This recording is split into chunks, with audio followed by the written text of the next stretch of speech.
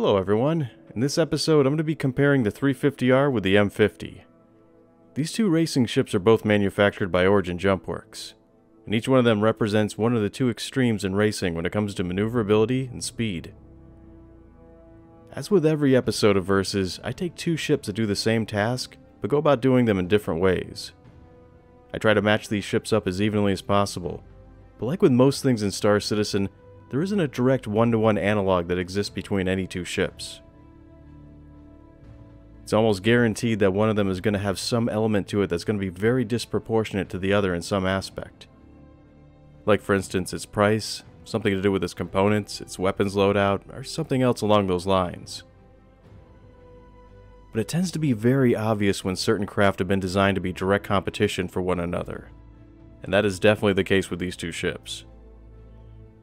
In fact, after the new flight model was introduced, the top speeds of all the racing ships were brought in a lot closer to one another, and the introduction of the drift helped to narrow down the advantage that the highly maneuverable ships had.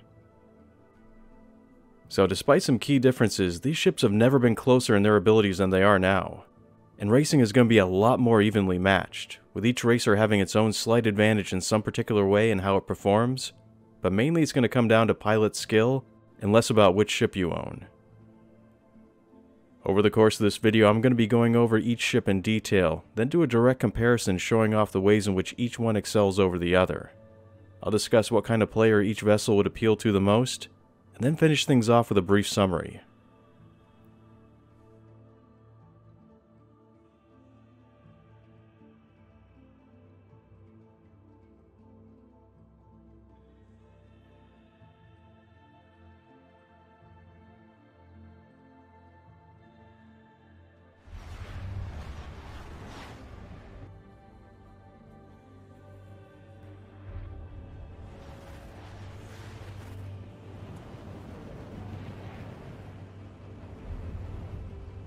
Some ships may accelerate faster, while others have a higher top speed, or may even have better handling under certain conditions.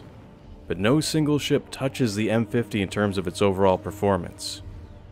In particular, it excels in its ability to maneuver, and even outperforms the Car-2-All, which is the Aopoa Corporation's export model version of the Xi'an-constructed Quarry Car-2.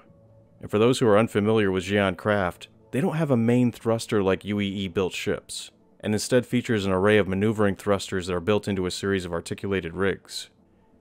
This design gives their ships an incredibly high level of agility, and the M50 still manages to outperform this Xi'an light fighter in nearly every category. For components, the M50 has a single small radar, a single small computer, one small power plant, one small quantum drive, a single small jump module, and one small quantum fuel tank. It has two small coolers, two small shield generators, a couple of small fuel tanks, and two small fuel intakes. By default, it comes stock with all competition class components. Its top speed is 1,343, and it can accelerate incredibly fast. Its retro thrusters are powerful enough to take the ship from a full burn down to a dead stop without overheating the engines. Both of these ships may have been built by Origin Jump Works, but unlike with the 350R, the M50's design is not based on the 300's chassis, so it doesn't have any interior space or any other extra options. For armaments, the M50 has two size 1 missiles and two size 1 gun mounts, so its firepower is kind of the equivalent of being punched in the face by a kitten. But as I've already seen firsthand, innovative pilots can still use this ship as a viable combat vessel. During one battle, an M50 pilot had armed their ship with a pair of distortion repeaters. They used the M50's superior maneuverability to get in close and position themselves behind the target. Once they were in place, they began to saturate the target with distortion fire, which quickly knocked their shields out. This also had the added benefit of impairing the target's visibility, while their partner, who was flying a Saber, would then move in and deal a fatal amount of damage to the now unshielded and partially blinded target. This ended up being a deadly combination that was taking out fighter after fighter, and although this is just one of many approaches to combat, it was still an extremely effective one.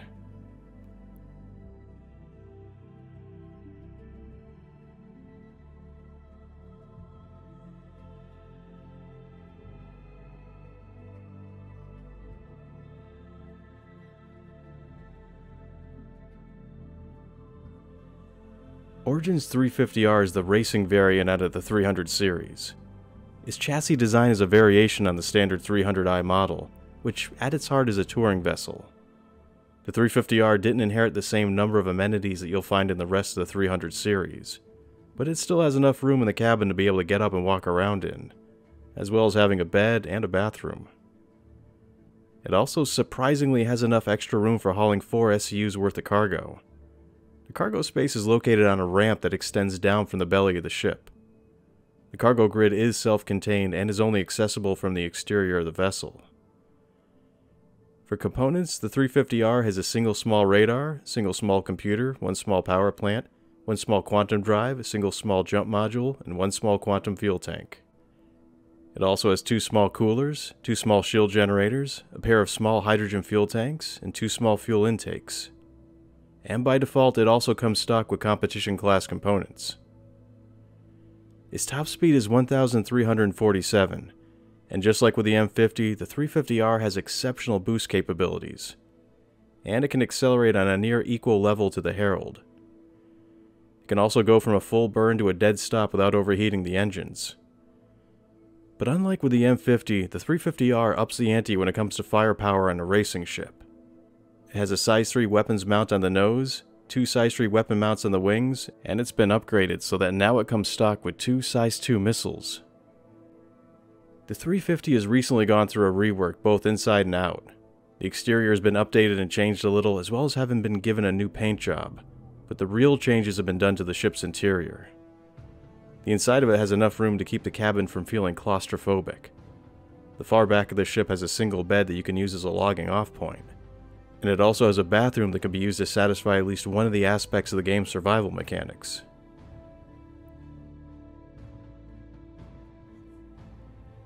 These two ships have an amazing number of similarities when you stack them up side by side. Both ships have the same dual engine setup, which any ship that you'll find in Star Citizen that has this same configuration is going to have a better rate of acceleration than any other single engine craft that fits under the same size and weight category. They are both built by Origin Jump Works, and as a result the same design principles were used in their construction. This can be seen in the wide open view that you get from the cockpit of each ship, which seems to be a standard feature with most Origin vessels. And it's also reflected in the sleek looking design of the chassis that both ships have. Each of these vessels comes equipped with either a pair of size 1 or size 2 missiles, which at this point, a size 1 missile seems to be little more than an expensive distraction to enemy ships. But eventually missiles are going to be able to be swapped out for other options, which includes things like rocket pods, that are going to give you a lot more bang for your buck than a single size 1 missile would, and extra fuel tanks that could be used to significantly extend out the ship's range. They also hinted that these are just going to be a few of the options that will end up using a missile hardpoint, and more will be made available as new gameplay features come online. So just the fact that these ships have missile hardpoints means that if you don't like the size 1 missiles, then you're eventually going to be able to swap them out for additional options. Since the new flight model is introduced, the gap that used to exist between the top tier racing ships has been narrowed down so that they're not nearly as far apart as they used to be. The M50's top speed is 1,343, while the 350R's top speed is 1,347. When the difference in a ship's top speed is only 4 points off from one another, then its top SCM speed is no longer going to be the deciding factor that it used to be.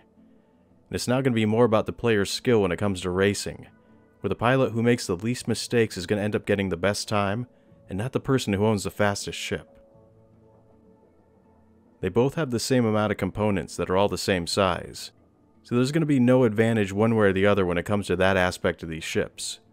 And it's going to end up being more about what the quality of your components are, and what the subcomponents you have installed are going to be.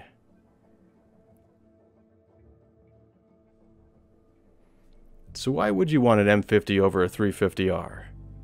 There are a number of advantages that comes along with the M50 that have been generally overlooked by most people, which includes its size, operational cost, and maintenance needs. The M50 is tiny looking when it's placed side by side with the 350R. In fact, when viewed from this vantage point, it's almost hard to believe that they've been both placed into the same size category. But the M50's smaller size is going to be an asset to it in a number of different ways. For For starters, racetracks are going to be located all over the verse, which is going to require you to have to do some traveling in order to get from one to the other. And because the M50 is so small, it's going to be able to be transported by a ship like the Hercules Starlifter, and safely within other vessels like the 890 Jump. So why would you end up using another vessel to transport your ship to its destination? It's mainly because racing ships are outfitted with competition class components. These components perform at an even higher level than a military grade component does, and this increase in performance comes at the expense of durability, which means that they're going to wear out a lot quicker than any other type of component in the game. The rate that they deteriorate at is going to depend on a number of different factors, but the more wear that a component has, the greater the chances are that it could degenerate in its performance, misfire, or even outright fail to work. And any one of these outcomes would mean instant failure on the racetrack. Competition class components are also going to be very expensive, so you're going to want to do everything that you can to help prolong their lifespan. This is going to include arriving at your destination with the ship and its components in as good a condition as possible. You could outfit it with throwaway components before you take off for your journey, and then do all the maintenance and upkeep to your ship after you've arrived. But if you're a solo player, and since the M50 doesn't have any internal storage, this means that you'd have to buy your components once you've gotten to the site where the racetrack is located. Which, if it's going to be anything like in real life, any competition class components that you'd find for sale within the area would most likely be in high demand, hard to acquire, and outrageously expensive. These same conditions would also apply to the high-grade fuel you're going to be using as well. So it's going to be in your best interest to have these needs already taken care of before you've arrived. And a good way to do that is to outfit your ship the way you want it ahead of time, and then use another ship to transport it to where you're going. The M50 has less armaments than the 350R, but having a smaller weapons loadout means that your guns are going to be diverting less energy away from your other systems. And the ship's overall smaller size, lighter weapons, and lower energy demands should reduce its fuel and energy needs, leaving more power for its engines and coolers. Now, as I stated before, the two ships have the exact same size and number of components, but the M50 comes by default with a pair of higher grade coolers than the 350, and both ships have the same size power plant, which means that the 350R is going to be using the same amount of energy to run a ship that's nearly 6 times the mass of an M50. And this alone should have some kind of impact on its performance in some way. And speaking of the ship's mass, although the 350R can still accelerate on an arguably faster level than the M50 and has a higher top speed, all the effort its engines and components are giving in order to make this happen is also going to be putting a lot more stress on them, which I'm guessing is going to translate into a significantly higher rate of wear for its components, its engines, and for the ship in general. So when mass starts to become more of an issue, the M50 isn't going to be putting nearly as much strain on its components as the 350 will in order to get that same level of performance out of them. In terms of maintenance, the M50 is going to still require a lot of attention, but the 350R is going to require even more. This may end up being very significant since competition class components are built for performance and not durability, and their lifespan is going to be rather limited to begin with. So this would also mean that the 350R would end up being a lot more expensive to operate and maintain because it'll be burning out its components at a lot faster rate. And consequently, it would also mean that the M50 would have a lot lower rate of component failure and performance degradation simply because it's generating less wear for its components as they're being used. Its smaller size also works in its favor if you end up using this ship for a personal transport. I tend to like using small ships that are highly maneuverable when traveling within a system from landing zone to landing zone. They're small enough to park anywhere, and even though it's not equipped for combat, if trouble does find you, then you can always use your ship's superior speed to get out of that situation and back to safety. Having a smaller width, length, and height should also be an advantage on the racetrack, by making it a lot easier for you to take turns, and to be able to slingshot around your competition. When it comes to racing, the M50 is going to have a slightly better edge when it comes to racing on tracks that have more twists and turns than they do straightaways, which could come in handy if this ship ended up being neck and neck with a 350R during a race, and if it came down to one final turn that you had to take before the finish line, then the ship that comes out of that turn faster and in more control is going to end up being in a more advantageous position. In that kind of situation, having even the tiniest amount of extra maneuvering ability may end up meaning the difference between you finishing first or in second place. There's going to be a lot of strategy involved when it comes to choosing the right ship to use based on what kind of layout the track you're about to race on is going to have. So if you know that the track had a lot of turns, and if you owned one, you'd naturally use an M50 to have that slight advantage. Or if you only had an M50 to compete with, you could stick to racing on tracks that had more winding turns to them. The M50 is for people who are less concerned with trying to use their racing ship for things other than racing. Versatility is a good thing, but it's not going to be something that's a concern for everybody. Some people may like to use their racing ship for racing, their combat ships for fighting, and their haulers for transporting cargo, and don't see the need to mix all these options up into one ship. So in that aspect, the M50 seems to be more of a dedicated racer that's been single-mindedly built for its intended purpose. That doesn't mean you can't use it for other functions, it just has a more straightforward approach to what it does. So, inversely, why would you want a 350R over an M50? The 350R is the most versatile among all the racing ships. It has an incredible level of handling, it's the second overall fastest ship in the game. It has interior cabin space, it can satisfy some of the aspects of the game's survival mechanics, it possesses a preternatural ability to accelerate and stop, and it has an onboard save spot. It also has the best offensive capabilities among any of the other racing ships. And it has some cargo storage space, which provides more options that goes well beyond just using it for racing. When I talked about the M50, I went over how it's going to be small enough to be transported by another vessel like the Hercules Starlifter, and the reasons behind why you'd end up doing this. The 350R is too big to be carried from one place to another using any of the traditional commercial transports, other than so far the 890 jump. So for the time being, you may have to rely on manually flying it out to your destination. That is, of course, unless you have access to a Polaris, Kraken, 890 jump, Javelin, or an Idris. Which, let's face it, not a lot of people do. Of course, there's going to be other larger ship transports that will be made available at some point. But they're going to be most likely a lot more expensive to use than something like the Hercules, which isn't the worst thing that could happen, but it's still going to cut deeper into the profits that you could potentially earn from racing, especially if you plan on making a career out of it. For the time being, you may have to simply fly out to the racetrack yourself, which, as I stated before, could cause a number of issues for you to have to deal with. But there is another option. Since the 350R has some storage space, you could load up its competition class components into the cargo hold for safekeeping, while outfitting it with some throwaway components that you use for the journey. That way you can switch them out for the racing components after you've reached your destination. The 350R is a little faster than the M50 when traveling in a straight line, but currently the only faster ship in the game is the Herald. But unlike the Herald, the 350R has far better handling.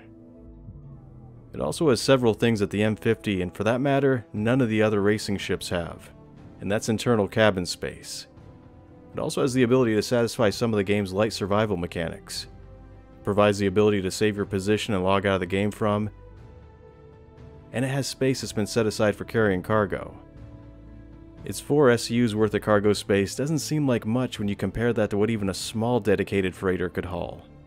But even this modest amount of cargo space opens up a world of options for the ship, and 4 SUs is enough for you to be able to carry 400 units worth of equipment, extra supplies, or even a few spare components. It's also just enough space to carry a good amount of contraband, which could make this ship ideal for doubling as a blockade runner, or as a speedy package delivery vessel. I ended up talking a lot about the negative connotations of the 350R being bigger than the M50, but there's also a positive aspect to this that I haven't talked about, and it's having more mass also means having a stronger hull. If the mass of a ship can be equated to the amount of durability or hit points that it has, then the 350R should have nearly 6 times the amount of hit points than the M50 does, which means that it should be able to take a lot more damage and be far less likely to lose a wing than the M50 would.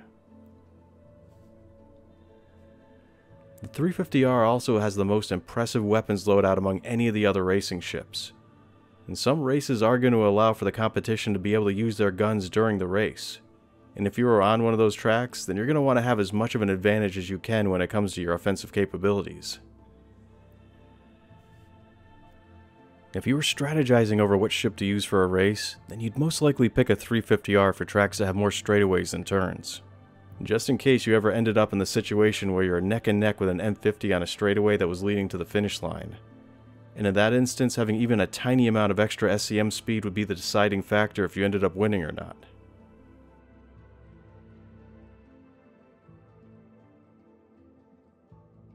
A lot of people ask questions like, is the M50 a good ship, or is the 350R worth getting? And the answer is yes in both instances. But the real questions that you should be asking yourself are, what do you intend on using this ship for? And what kind of gameplay are you looking to get out of it? The bottom line for these two ships is performance-wise, they track very closely to one another. But the M50 is going to be more compact, it'll have less maintenance issues, it's going to be easier to transport, and it'll be a less expensive ship to purchase, own, operate, and maintain. While the 350R is going to be a bigger, more durable ship, and it's also going to be a more versatile ship that has stronger weapons, more amenities, and internal storage. These options are going to allow players to be able to use it for more than just racing. But this versatility comes at the cost of higher maintenance fees and an overall more expensive price tag. Regardless of which ship you tend to gravitate towards, both are going to end up being excellent choices. And anyone that starts to get serious about pursuing the racing career path will most likely end up collecting both of them, and nearly every other different style of racing ship at some point. But these purchases are most likely going to be done in-game using the in-game currency. So when choosing one of these ships over the other, you're going to have to ask yourself, would you rather have a little extra speed, or have slightly better maneuverability? Does the size of your ship matter to you? How much of an issue is the cost of the ship and maintenance going to be for you? And is the level of maintenance that's going to be involved in keeping your ship in top condition going to be an issue for you as well? Well, that's going to be it for this episode of Versus.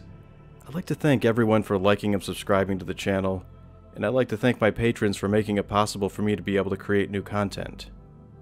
If you'd like to become a patron, there'll be a link to my Patreon site in the description of this video. And trust me, every little bit helps. I'm your host, Law of the West. Thanks for watching, and take care.